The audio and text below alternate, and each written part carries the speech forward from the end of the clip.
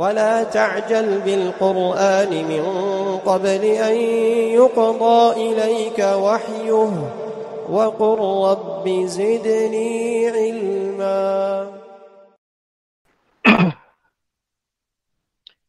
السلام عليكم ورحمة الله وبركاته. الحمد لله رب العالمين، وأصلي وأسلم على أشرف الأنبياء والمرسلين نبينا الكريم محمد وعلى آله وصحبه أجمعين ومن تبعهم بإحسان إلى يوم الدين. أما بعد، فإن أصدق الحديث كتاب الله، وخير الهدى هدى محمد صلى الله عليه وسلم، وشر الأمور محدثاتها، وكل محدثة بدعة، وكل بدعة ضلالة، وكل ضلالة في النار. أعاذني الله وإياكم من النار. ثم أيها الإخوة والأخوات الكرام, we begin by praising Allah subhanahu wa ta'ala, the Most High, as He Jalla wa ala deserve it. And then we send our salat and our salam upon the best of mankind, our Nabi, our Prophet Muhammad, and upon his families and his companions and those that are upon their way. And after that, we continue on with our weekly sitting, which regards to the book Al-Arba'un An-Nawawiyyah, the 40 hadith that are compiled by Al-Hafiz An-Nawawi, Yahya ibn Sharaf, rahimahullahu ta'ala. And so,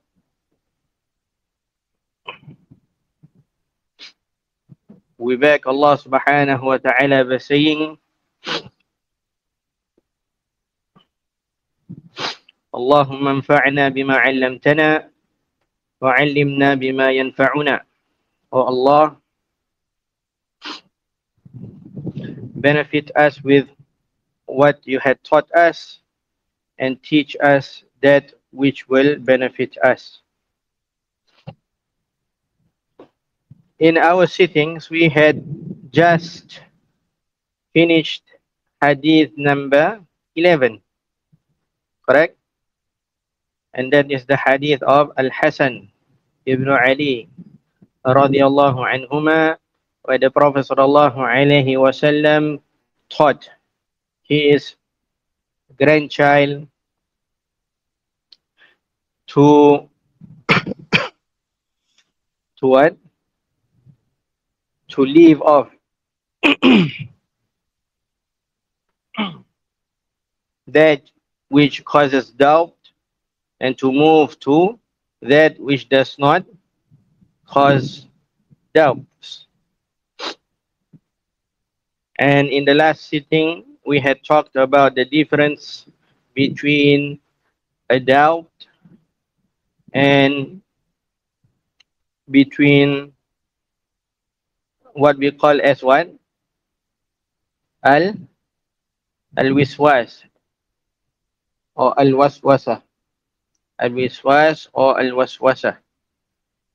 And what is the main difference between a doubt and a waswasa or a wiswas?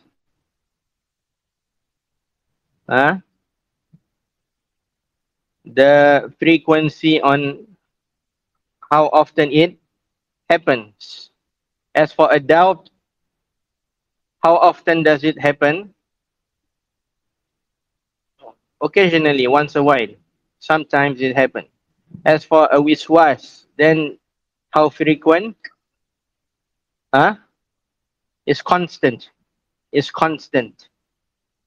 And what is the remedy to wiswas? Because we had said that wiswas is a sickness.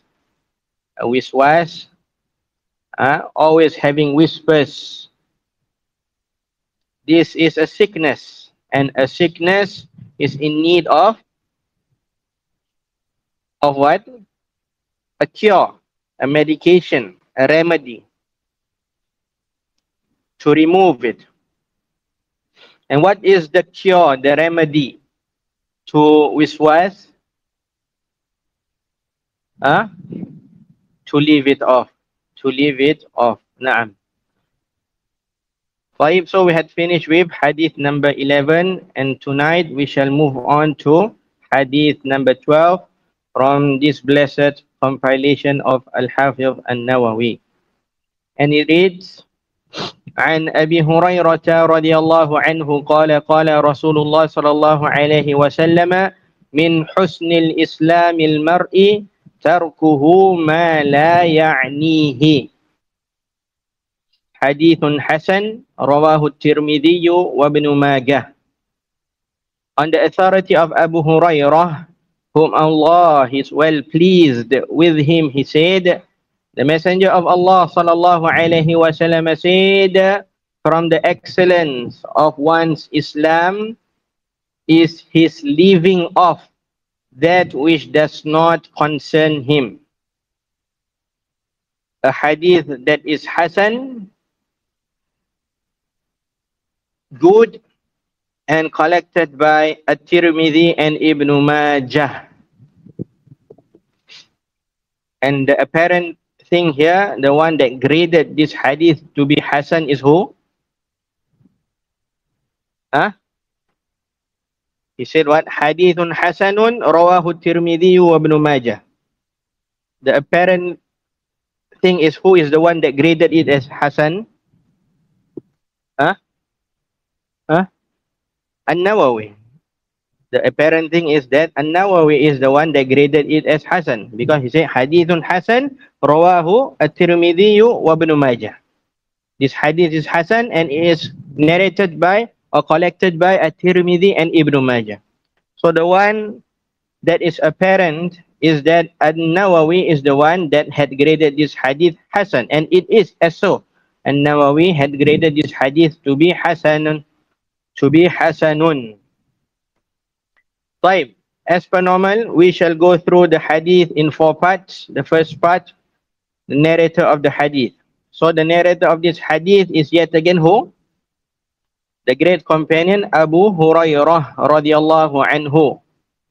Abu Hurairah radiyallahu anhu, whom Allah subhanahu wa ta'ala is well pleased with him.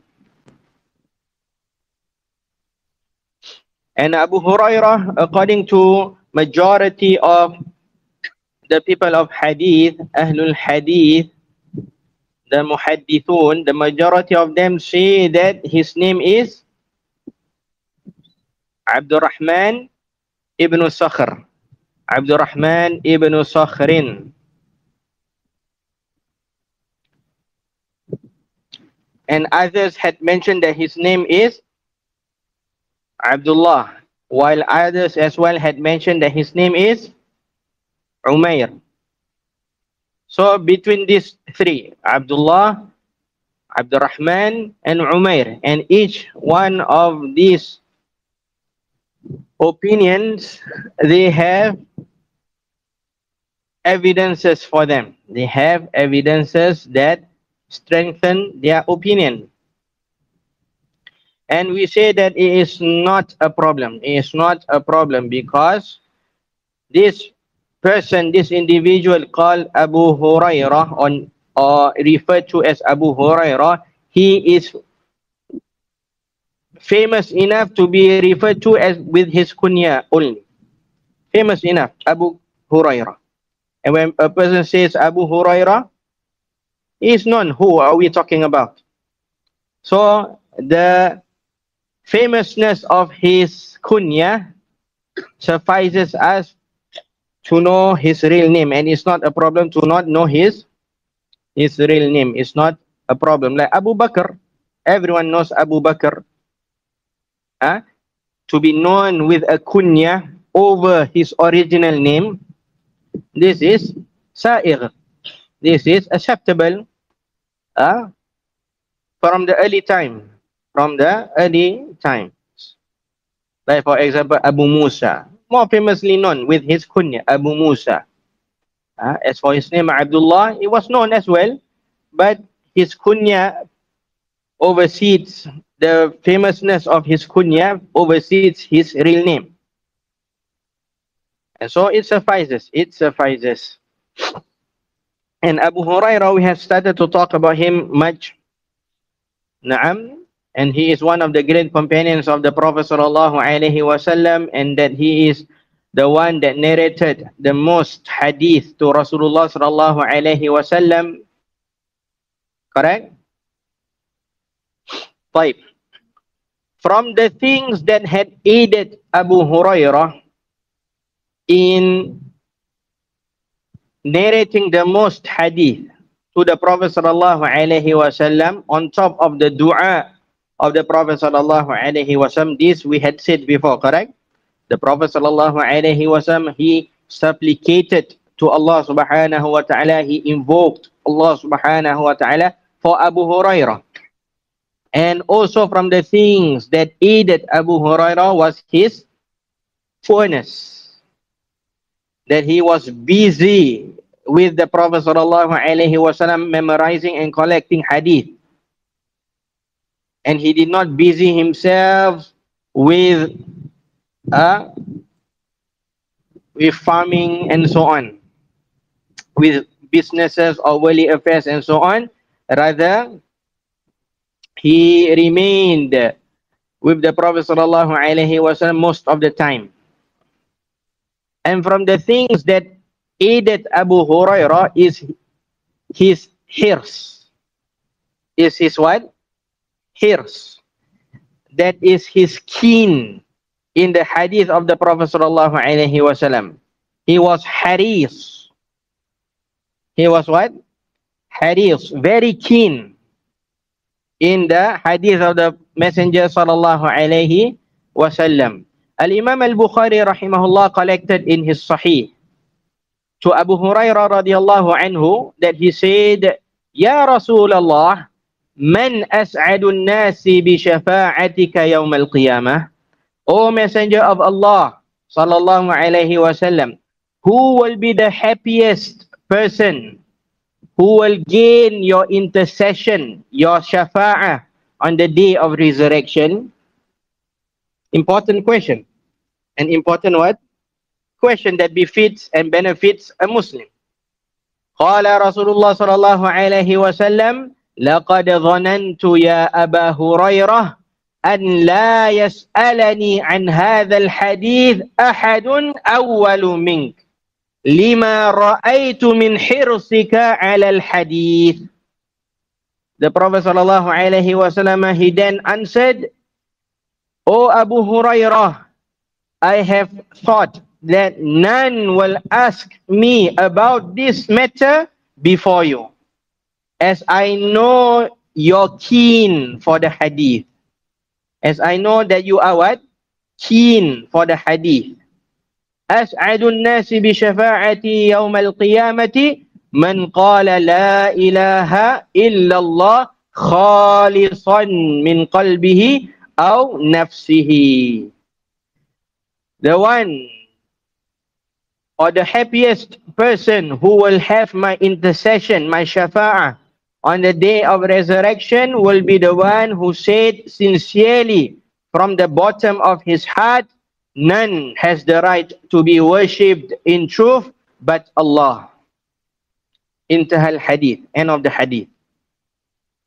And so, from here, we understand for sure and for certainty by the saying and the words of our great Prophet sallallahu alaihi wasallam that Abu Hurairah was what? Haris, keen in the hadith of the Prophet sallallahu alaihi wasallam. That the Prophet sallallahu alaihi wasallam himself knew or have it in him that no one will ask this question before Abu Hurairah. That Abu Hurairah will be the one, definitely will be the one that will ask about this matter first to the Messenger sallallahu alaihi wasallam, because the Prophet sallallahu alaihi wasallam, he knew that Abu Hurairah loves this. Abu Hurairah loves and is keen in the hadith of the Prophet sallallahu alaihi wasallam. And so this is from the things and the matters that aided Abu Hurairah to narrate the most hadith from the Prophet sallallahu alaihi wasallam. Can? Right. And we had started also a series where we defend the honor of Abu Hurairah and his dignity, where we mentioned that a group of people known as the Orientalists, they concern themselves with Abu Hurairah. And they would try their very best to drop Abu Hurairah and to cause doubt in the Muslims about Abu Hurairah, in the connection of the Muslims to Abu Hurairah. Why? Because if Abu Hurairah is removed, then majority of the Sunnah will be removed. Remember, he was the one that narrated the most hadith to the Prophet sallallahu alaihi wasallam. So if he were to be dropped and to be removed, then this majority of hadith that are narrated to the Prophet sallallahu alaihi wasallam will be what? Removed as well. And their goal, as how we had said, is only to put in the seed of doubt. To put in the seed of doubt. Not for one to leave totally Abu Hurairah. La. That's not their concern. That will happen or not is not their concern. But their concern is to put in the seed of what? Doubt. Because with the seed of doubt, if the seed is planted, it will grow. Even if it takes years and years, it will grow. So the seed is the one that they want to plant in the hearts of the Muslims. And so a Muslim, barakallahu fikum, he should be aware of this movement. He should be aware of these methodologies, and he should protect himself from all corners. From the lies that they had invented against Abu Hurairah radiallahu anhu is that they say that Abu Hurairah was known to lie. Abu Hurairah was known to what? To lie upon the Prophet sallallahu alaihi wasallam. And that Abu Hurairah, he would add things on his own, from his own self, to the statements of the Prophet sallallahu alaihi wasallam. And from the evidences that they had used to cover themselves is what had been collected by Al-Imam Muslim rahimahullah in his Sahih. Look, they do not bring hadith that are what? For the people to say this is weak hadith and so on. La, they bring from the major sources. Look at how they dwell into the Muslims' affairs. They dwell into the major sources to cause doubt. Which means that, do they read Sahih Muslim or do they not? They read Sahih Muslim. And a Muslim, does he read Sahih Muslim? We ask Allah subhanahu wa ta'ala for aid.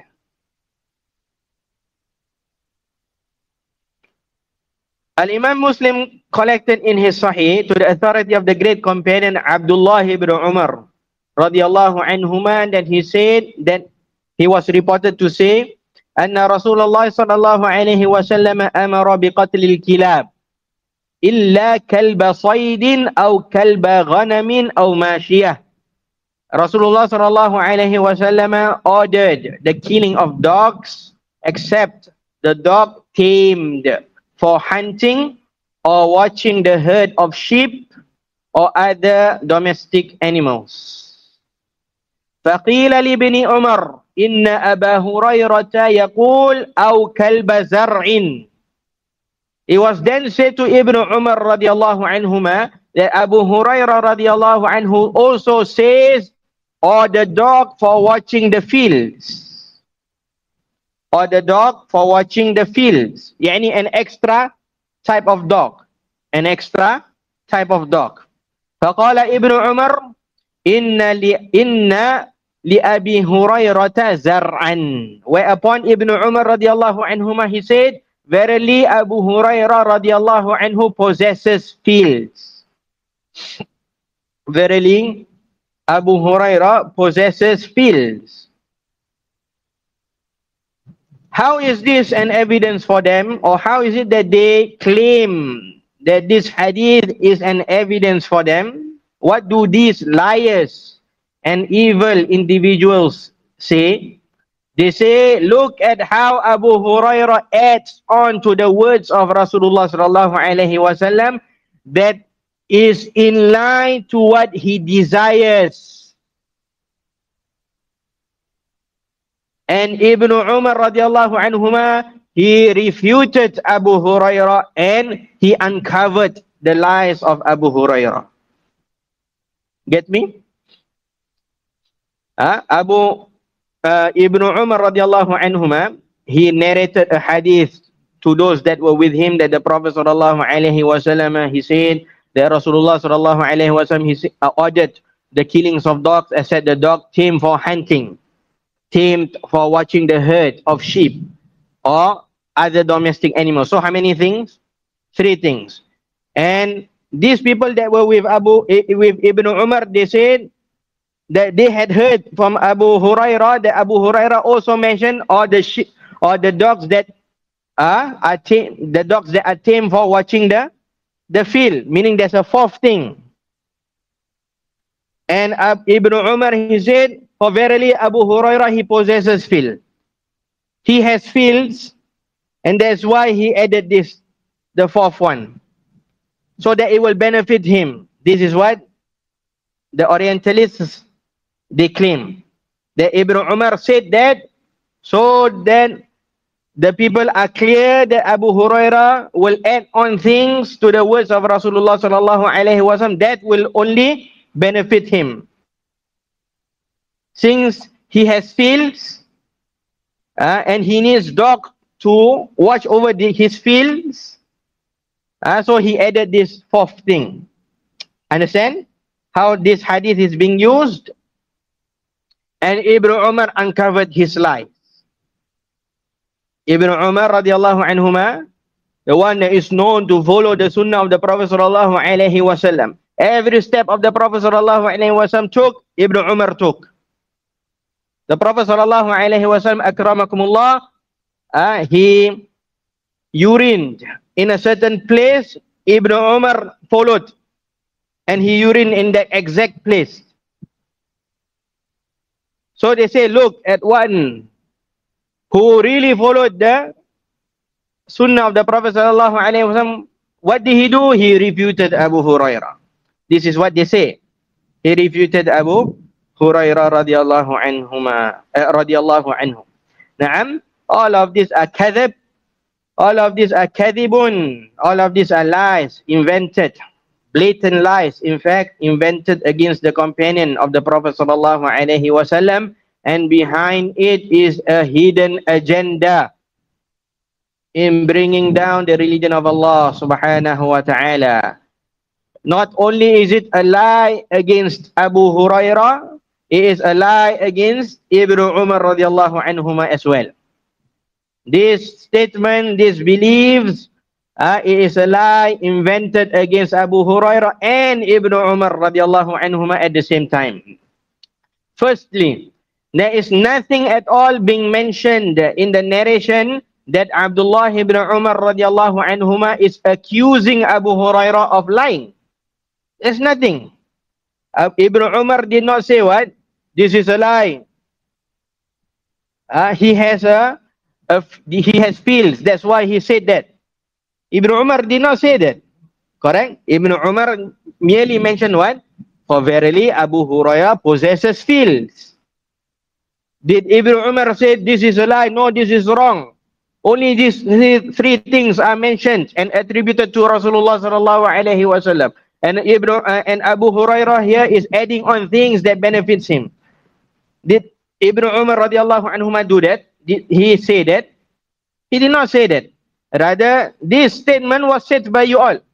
This statement was said by you all.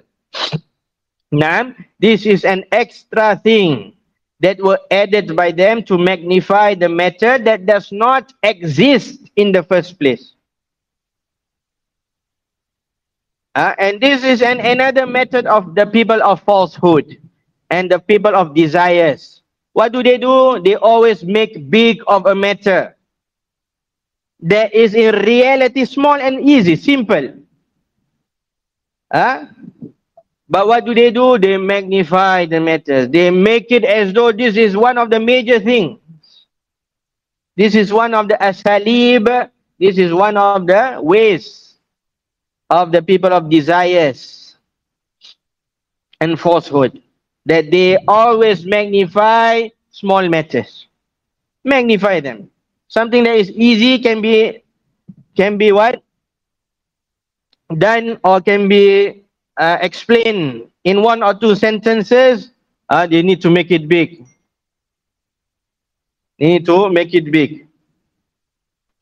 Secondly, due to the lack of their knowledge in the field of hadith and the lack of their reading of hadith in general, due to the lack of their knowledge in the field of hadith and the lack of their reading of hadith in general, and their lack of tasawwur, the lack of what? Picturing the matter as a whole, they did not even know that there is a narration of Ibn Umar radiallahu anhuma that mentions the exception of dog that washed the fields as well. Al-Imam Muslim rahimahullah collected in his Sahih. Even Imam Muslim collected in his Sahih. The same book. So Abdullah ibn Umar radiallahu anhuma, that the Prophet sallallahu alayhi wa sallam, he said, Man ittakhadha kalban illa kalba zar'in aw ghanamin aw saydin yanqusu min ajrihi kulla yawmin qiratun.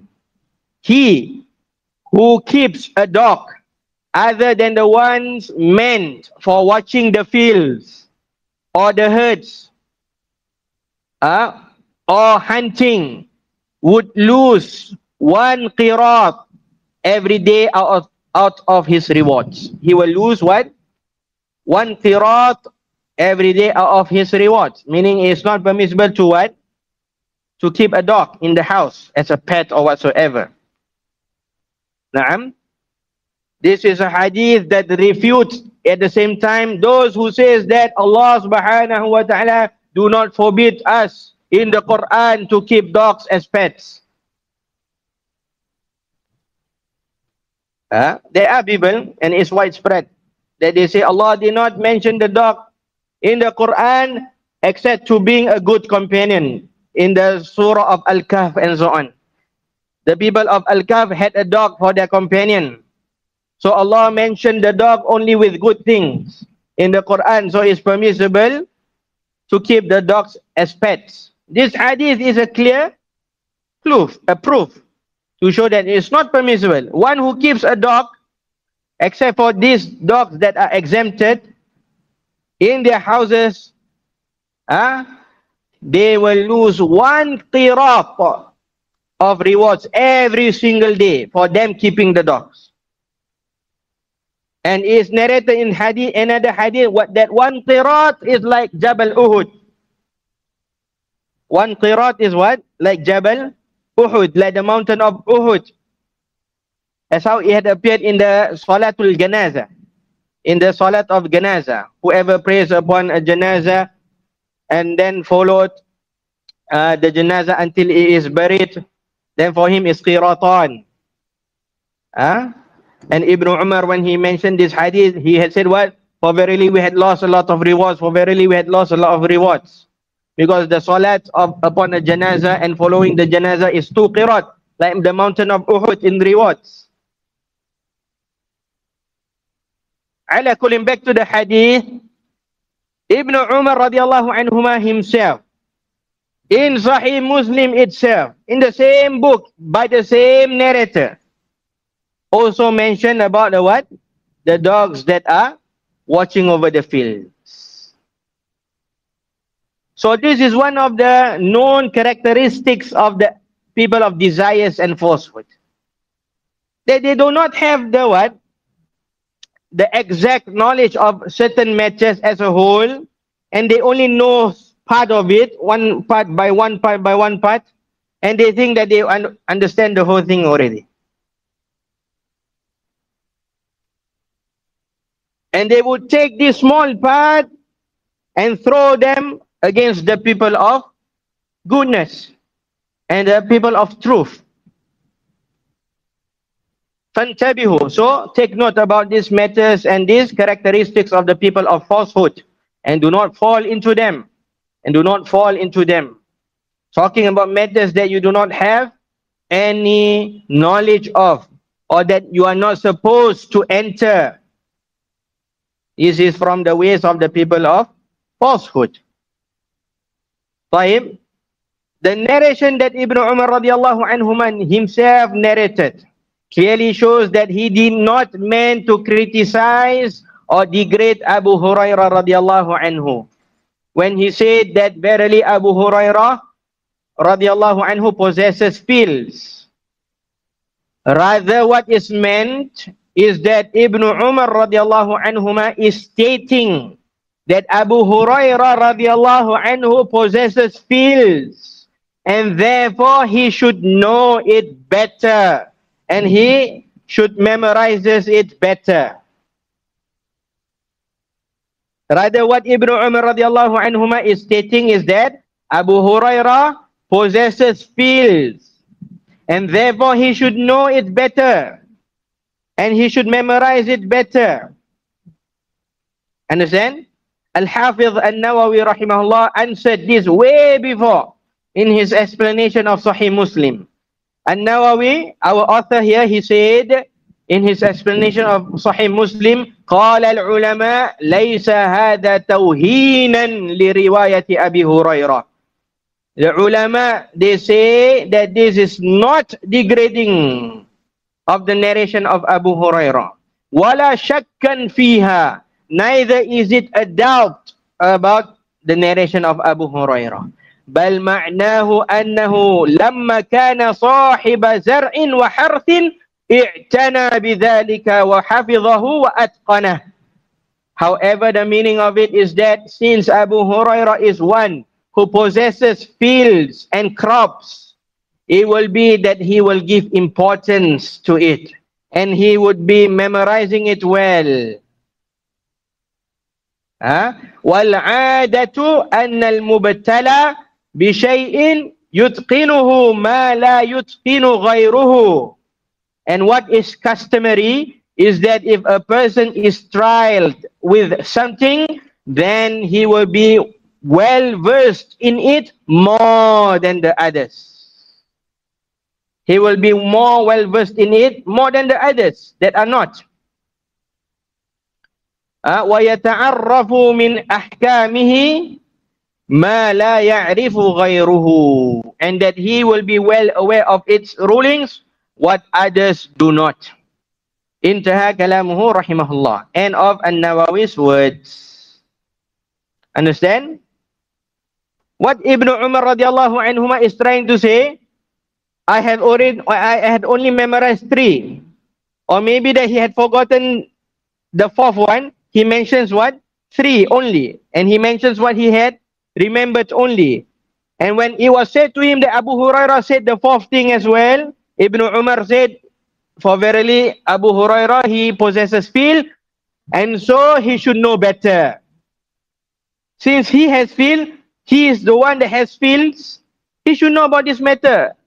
He should memorize it better from the Prophet ﷺ because he has feels. He should give more importance to it because he has feels, and he should know about the rulings of having feels and so on. And Ibn Asakir, Abu al-Qasim Ali ibn Hasan, who died in the year 571, after the hijrah of the best of mankind, sallallahu alaihi wasallam, said in his book, Tarikh Dimashq. Ibn Asakir in his book, what? Tarikh Dimashq, the history of Damascus. قول ابن عمر هذا إن لأبي هريرة زرعا. The saying of Ibn Umar, that is verily Abu Hurairah possesses fields. لم يرد به التهمة لأبي هريرة. It is not meant as an accusation to Abu Hurairah. وإنما أراد أن أبا هريرة حفظ ذلك. Rather, what is meant is that Abu Hurairah had memorized that better. لأنه كان صاحب زرع وصاحب الحاجة وصاحب الحاجة أحفظ لها من غيره. Rather, what is meant is that Abu Hurairah had memorized that better, as he is one that possesses fields, and a possessor of a need is a better memorizer than the others. A possessor of a need is a better memorizer than others. Intaha kalamuhu rahimahullah. End of Ibn Asakir's words. So look at how the ulama, they had already cleared this way before our time. An-Nawawi died in the year 676, correct? And now Ibn Asakir died in the year 571. Way before. Way before our time had already what? Answered this one. Al-Ghawgha.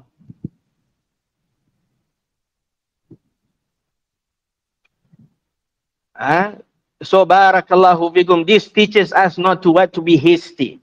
When we know about one thing and we had not yet learned about the matter as a whole, do not dwell into it. Do not step into the matter.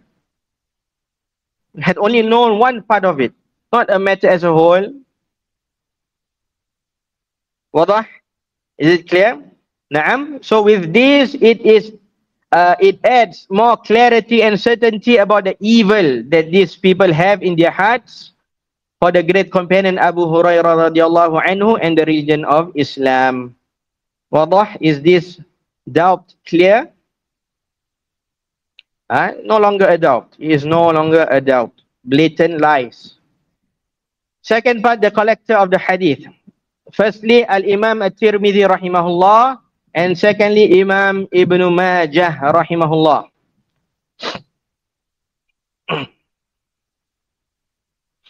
So there is a new individual with us, a new great individual, a new great Imam with us. That is who? Ibn Majah. Thus far, from the authors of the 6 great books of hadith, we had taken who? Al-Imam Al-Bukhari. And his book, Sahih Al-Bukhari, most famously referred to as Sahih Al-Bukhari. And then Al-Imam Muslim in his book, and his book, Sahih Al-Imam Muslim, Sahih Muslim. Correct? Number 3,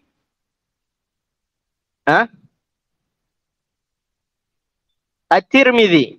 And his name is Abu Isa Muhammad ibn Isa, correct? Abu Isa, his kunya is Abu Isa, and his name is Muhammad ibn Isa At-Tirmidhi. Died in the year, or Bukhari first, died in the year 256. Muslim 261. At-Tirmidhi 279. And then number 4 is An-Nasa'i, correct? And his name is Ahmad ibn Shu'aib. And he died in the year 303. Okay? And now this is the collector number 5 from the 6 great hadith books. That is Ibn Majah, Al-Imam Ibn Majah. Ibn Majah, the new individual with us, that is Al-Imam Ibn Majah, his name is Muhammad ibn Yazid. Muhammad ibn Yazid ibn Majah Ar-Rib'i Al-Qazwini. His name is Muhammad ibn Yazid ibn Majah. Take note of the pronunciation, Majah. Ar-Rib'i Al-Qazwini, and his kunya is Abu Muhammad. His kunya is Abu Muhammad rahimahullah. Famously known as Ibn Majah, which means that the end of it is a heavy ha, Majah, and is not pronounced as Ibn Majata, which means that the end will be a ta marbutah. It is pronounced as Majah with the ha. And not what? The ta'un marbutatun. Ibn Khalliqan, Ibn Khalliqan, that is Ahmad ibn Muhammad, who died in the year 681, said in his book Wafayatul A'yan, Ibn Khalliqan, Ahmad ibn Muhammad, said in his book Wafayatul A'yan, Majah bifathil mim wal jim wa bainahuma alifun wa fil akhiri ha'un sakinatun. Majah with the fatha on top of the mim and the jim, and between them is an alif, ma, and the end of it is a ha with a sukun.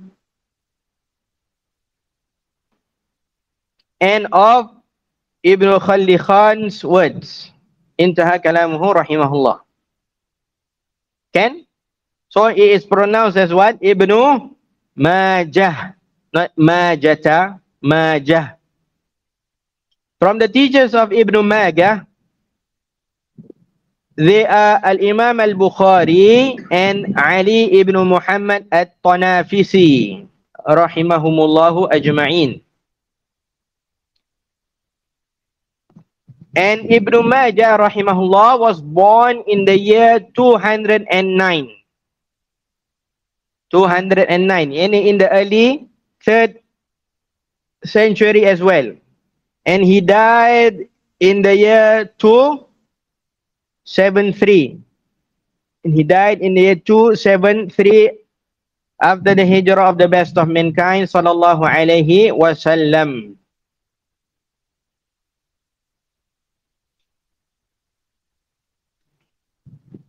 And the appraisals of the ulama of Ahlus Sunnah wal Jama'ah on this great Imam Ibn Majah are many and plenty.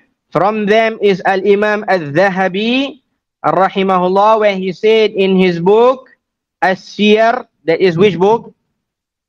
Siyar A'lam An-Nubala. He said, Kana Ibn Majah hafidhan naqidan sadiqan wasi'al ilmi. Ibn Majah used to be a memorizer, hafiz, a critic, naqid, a critic, sadiq, one who is truthful, wasi'al ilm, and a possessor of wide knowledge. Intaha kalamuhu rahimahullah. End of Al-Dhahabi's words. So Ibn Majah was a what? A hafiz, which means that he had memorized more than 100,000 hadith. And he is a naqid, he is a critique, meaning he is one that possesses the capability to critique the narrators of hadith. Sadiq, truthful in his works and his speech and in his actions. Wasi' al-ilm, and he possesses, or he possessed, wide knowledge, Can? As for his written works, then there are some that are lost and some still remain. Some of his works are lost, qaddarallahu wa ma shafa'al, and some of them still remain. Bismillah. And from the most beneficial of his works is the book that he narrated this hadith in, that is famously known as Sunan Ibn Majah. Famously known as Sunan Ibn Majah. This is from his most beneficial works that remained, and is famously referred to as Sunan Ibn Majah, the Sunan of Ibn Majah. And Allah knows best that the name of this book is As-Sunan. The name of this book is also what? As-Sunan. As that is what had been referred to by the author himself, Ibn Majah rahimahullah. The author himself had referred to this book as As-Sunan. Imam al-Dhahabi rahimahullah said in his book As-Siyar wa an Ibn Majah, and from Ibn Majah he said, قال عرضت هذه السنن على أبي زرعة الرازي فنظر فيه. Ibn Majah he said, I presented this book As-Sunan to Abu Zur'ah Ar-Razi and he looked in it. وقال أظن إن وقع هذا في أيدي الناس تعطلت هذه الجوامع أو أكثرها. And he said, I think, in my opinion, if this book reaches to the hands of the people, then it will disrupt all the other books or most of them. Intaha kalamuhu rahimahullah. End of al-Dhahabi's words. And in a sense, he is praising the work of Ibn Majah. Abu Zur'a al-Razi, the Imam, he praised the book of Ibn Majah. We will continue after the adhan, insyaAllah.